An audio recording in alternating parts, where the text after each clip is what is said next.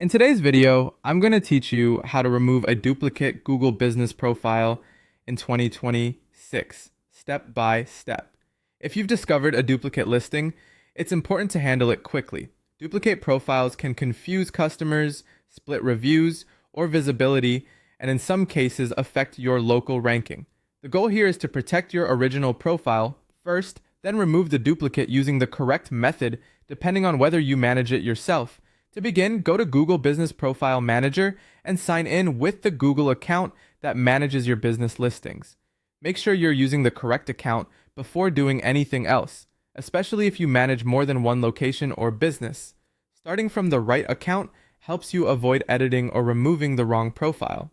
Once you're inside the dashboard, look toward the top right area and find the filter options for your profiles. By default, you may be seeing all listings. Change that view from all to duplicate.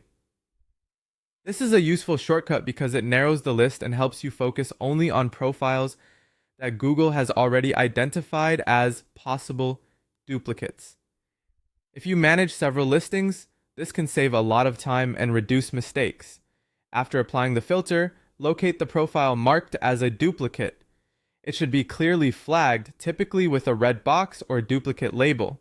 Take a moment here to confirm you're selecting the extra listing and not your primary business profile. This is especially important if the names, addresses, or details are very similar. You always want to keep the original active profile that has the correct business information. When you've confirmed the duplicate profile, click into it.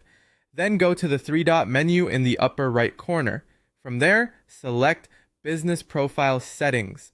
Inside that settings area, choose Remove Business Profile. You'll then see the option to remove profile content and managers. Select that option to complete the removal of the duplicate listing from your account.